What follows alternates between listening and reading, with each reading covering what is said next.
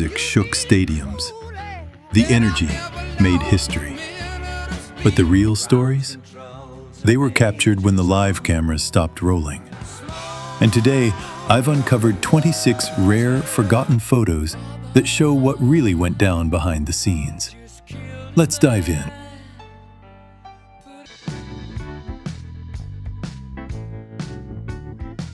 The beginning of the funk-punk madness. Before they were the Chili Peppers, their name was Tony Flo and the miraculously majestic Masters of Mayhem. After one gig, the club owner told them to come back, but only with a better name.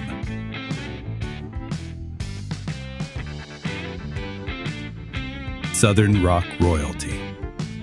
The secret to Lynyrd Skynyrd's power was the triple guitar assault of Collins, Rossington, and Ed King. Having three lead guitarists was almost unheard of at the time, and it created the signature sound that defined a genre.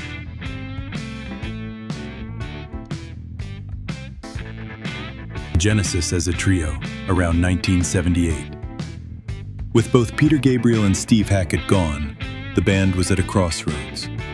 Their surprise hit Follow You, Follow Me charted a new path, launching their unexpected second act as global pop superstars.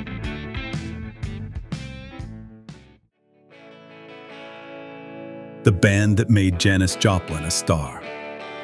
This is 1968. The year of their classic album, Cheap Thrills. Though it sounded live, it was mostly faked in the studio, complete with a legendary cover drawn by underground cartoonist R. Crumb.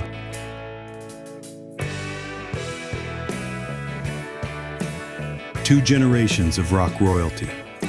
Steven Tyler credits seeing Ringo and the Beatles on The Ed Sullivan Show as the exact moment he knew he had to be in a band. Years later, Aerosmith would pay tribute by covering Come Together.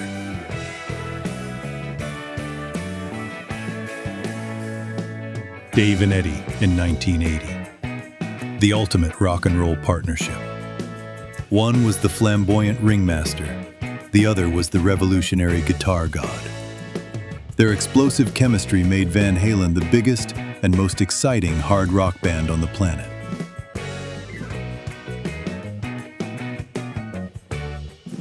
Jimi Hendrix at Forest Hills, 1967. Fresh from his triumph at Monterey, he was on a disastrous tour opening for the Monkees. The sheer volume of his revolutionary sound was a shock to the system, sometimes even for the man himself.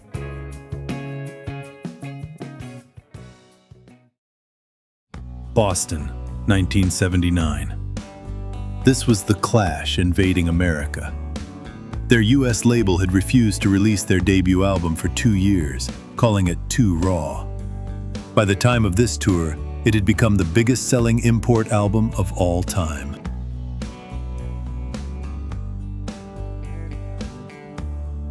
The Glimmer Twins, on fire during the massive Tattoo You tour of '81. But while the onstage chemistry was electric, Keith Richards later called this period World War III, due to his bitter off-stage battles with Mick for control of the band.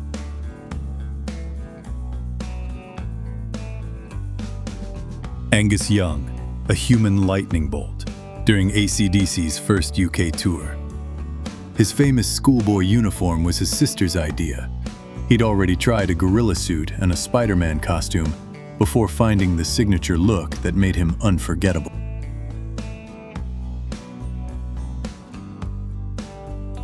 John and George in 1966, during the revolutionary Paperback Writer sessions.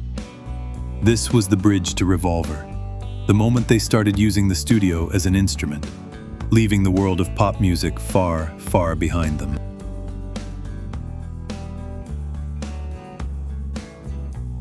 The Triple Guitar Army, 1976. Steve Gaines had just joined, took the whole thing to another level. This lineup was unstoppable. They didn't know how little time they had left. Nobody did. But right here, peak Skynyrd.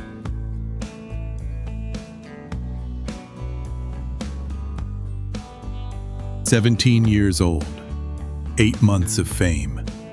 That's all Ritchie Valens got. But in that time, he turned a Mexican folk song into La Bamba and put Chicano rock on the map. Gone way too soon. But what he started never stopped.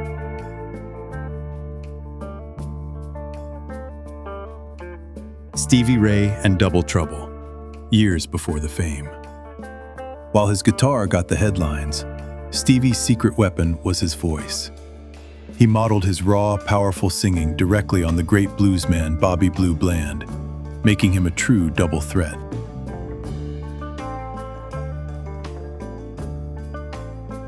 Mick and Keith in 1969, a year of tragedy and turmoil. This wasn't about the music. This was business. They were in a bitter fight to escape their notorious manager, Alan Klein, and regain control of the empire they had built.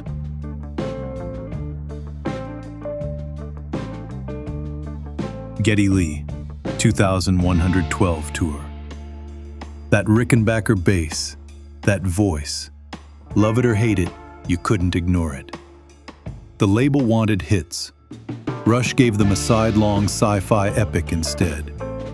And here's Geddy, proving you can win on your own terms.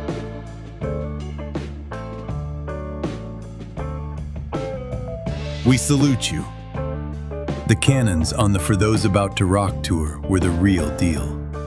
They were so powerful, the explosions would shake the arenas to their foundations, often blowing out the band's own sound system in the process.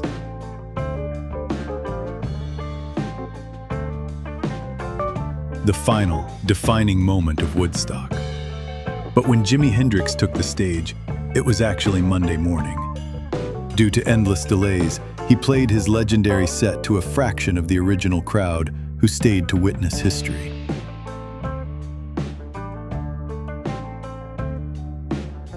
Dallas, 1982. This was supposed to be the end. On their farewell tour, The Who were still one of the most explosive acts on Earth.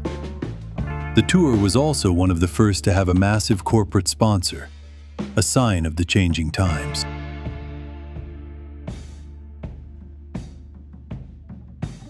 Alice in Chains, the dark heart of the Seattle scene. But just a few years earlier, they were a glam metal band called Diamond Lie, with big hair and spandex. Their heavy, groundbreaking sound was a direct rebellion against their own glossy past.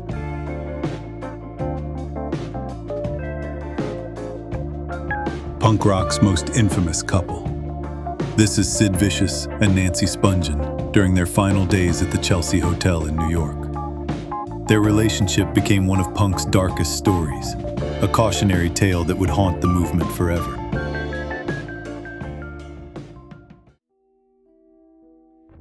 Before they were Pink Floyd, they were an R&B cover band called The Tea Set. The crucial turning point came when Syd Barrett began writing original, whimsical songs, transforming them from a bar band into the architects of British psychedelia.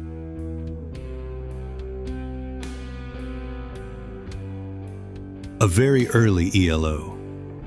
Co-founder Roy Wood, seated, quit the band right after this photo. His departure left Jeff Lynne in sole control, free to perfect his vision of a rock band with a massive, orchestral, Beatles-esque sound.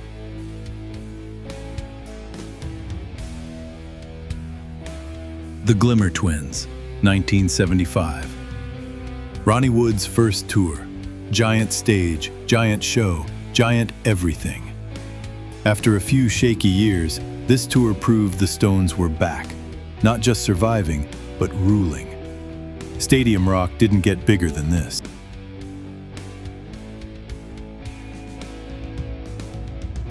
By 1967, the music world had changed, but Fats was still the king of New Orleans.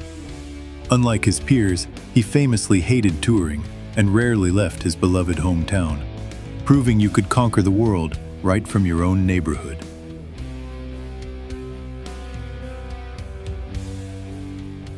A young, carefree Metallica in 1986. They were on top of the world, touring for their masterpiece, Master of Puppets. A happy moment, just months before the bus accident that would claim bassist Cliff Burton. He was only 24.